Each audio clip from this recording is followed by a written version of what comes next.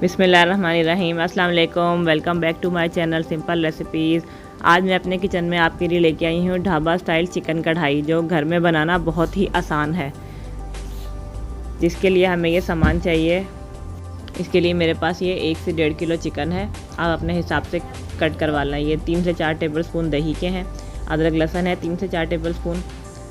और ये मेरे पास 5 टमाटर मैंने ले लिए दरमियाने साइज़ के। हरी मिर्चें हैं 4 से 5, हरा धनिया, अदरक है, हरी मिर्च है और ये नींबू है। और जो ये मसाले लिए हैं, 1 टेबल स्पून मेरे पास कुटी लाल मिर्च है, 1 टीस्पून गोल वाली मिर्चें हैं, नमक हस्बे जायका है, 1 टीस्पून मेरे पास सफ़ेद ज़ीरा है और ये 1 टीस्पून गोल वाला साबुत धनिया ले लिया है। ये मैंने लोहे की कढ़ाई ले ली है। जैसा कि आपको पता है हम कढ़ाई बना रहे हैं और इसको चूल्हे पे हमने चढ़ा दिया है। कढ़ाई में चिकन मैंने डाल दिया है। इसको हम ऑयल वगैरह ये मसाले फ्राई नहीं करेंगे। अभी चिकन को हमने ऐसे ही हल्का सा इसको चम्मच चला के हल्का सा सौते करना है बग़ैर ऑयल और पानी डाले। ये मेरे पास अदरक लहसुन का पेस्ट है, ये मैं इसमें डाल रही हूँ। और ये थोड़े से मसाले मेरे पास रखे थे, उसमें से आधे मसाले इसमें इस टाइम जाएंगे। ये कुटी हुई लाल मिर्च है मेरे पास 1 टेबल स्पून, ये मैं इसमें डाल देती हूँ।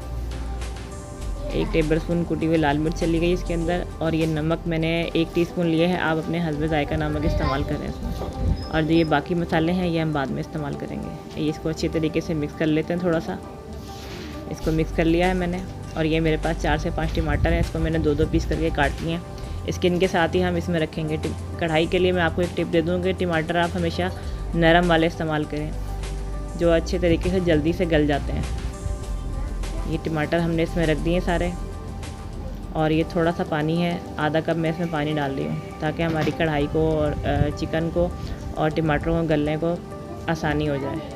और ये इसको हमने ढक्कन ढक के रख दिया। ये जो बाकी हमारे पास मसाले थे ये हम इसको हाथ से कूटेंगे। ये काली मिर्च, सफ़ेद ज़ीरा और ये कुटा हुआ धनिया, इन मसालों को हाथ से ही कूटा जाता है तो इनके अंदर बहुत ही अच्छी खुशबू आती है।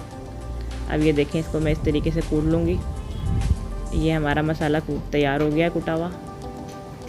ये देखें, ये इस तरीके से होना चाहिए मसाला। अब हम ढक्कन रिमूव करके चेक कर लेते हैं कि हमारे कढ़ाई के टमाटर गले हैं कि नहीं।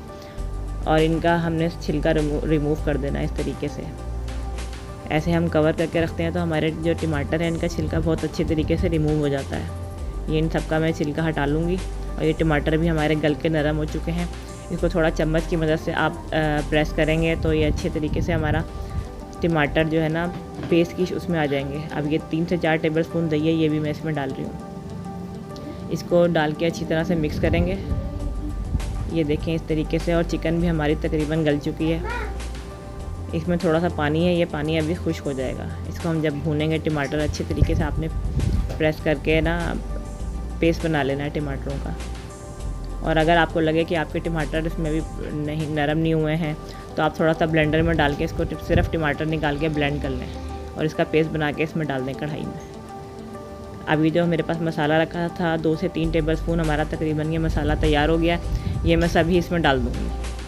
अब ये मसाला डाल के इसको हमने ये कटी हुई हरी मिर्चें हैं हमारे पास, ये भी मैं इसमें डाल देती हूँ। थोड़ी सी अदरक इसमें डालनी है, बाकी हम बाद में गार्निश के लिए इस्तेमाल करेंगे। इसको अच्छे तरीके से आप भूनेंगे। हमारा जो ये पानी है थोड़ा सा कम हो जाएगा तो ये हम इसमें थोड़ा थोड़ा करके ऑयल डालना शुरू करेंगे। मेरे पास ये सरसों का तेल है, आप ऑयल या घी किसी भी चीज़ में बना सकते हैं। वैसे इसका बहुत ही अच्छा फ्लेवर इस कढ़ाई में आया है, क्योंकि सरसों के तेल से खाना बहुत ही मज़ेदार बनता है। थोड़ा थोड़ा करके हम इसमें ऑयल डालते जाएंगे और इसको भूनते जाएंगे इस तरीके से। आप देखें, इसी तरीके से आपने भी अपनी कढ़ाई को भूनना है। अभी इसमें थोड़ा थोड़ा करके मैं अभी तेल और डालूँगी। अभी मुझे इसमें कम लग रहा है, आपने भी अपनी कढ़ाई को इसी तरीके से भूनना है। अभी जो मेरे पास 4 हरी मिर्चें थी, इसमें से 3 हरी मिर्चें मैं इस टाइम इसमें डाल दूँगी। साबुत ही रखनी है हमने ये। और ये थोड़ी सी हरा धनिया थोड़ा सा इसमें डलेगा, बाकी हम गार्निश के लिए बाद में इस्तेमाल करेंगे। इसको आप अच्छे तरीके से अब भुनें। ये थोड़ा सा ऑयल मैं इसमें और डाल रही हूँ। इस स्टेज पे जब हम ऑयल थोड़ा थोड़ा करके डालते हैं, इससे हमारी कढ़ाई में बहुत ही अच्छा फ्लेवर आता है। ये सारा ही इसमें डल जाएगा। अगर आपको लग रहा है कि ये ज़्यादा है ऑयल, तो आप बाद में कढ़ाई तैयार करने के बाद ऑयल रिमूव कर सकते हैं, वो आपके किसी और खाने में यूज़ हो सकता है। इस ऑयल को हम वेस्ट नहीं करेंगे। ये अच्छी तरीके से हमारी कढ़ाई देखें आप तैयार हो गई है। अब ये मेरे पास हाफ़ लेमन है, इसके अंदर से मैंने सारे बीज रिमूव कर दिए हैं, क्योंकि बीज अगर खाने में आते हैं तो बहुत बुरे लगते हैं।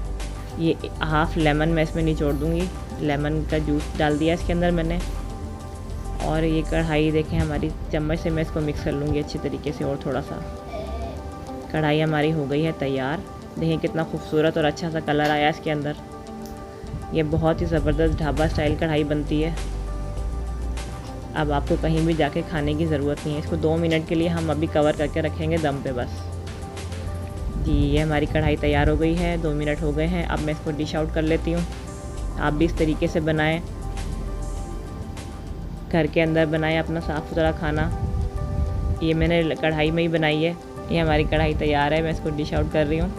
अगर आपको हमारी ये आज की वीडियो अच्छी लगे ढाबा स्टाइल चिकन कढ़ाई की, तो आप मेरे चैनल को सब्सक्राइब कीजिए, वीडियो को लाइक कीजिए और आगे शेयर भी कर दीजिए। और कमेंट्स में अपना फ़ीडबैक ज़रूर दीजिएगा। मिलते हैं नेक्स्ट वीडियो में। अल्लाह हाफ़िज़।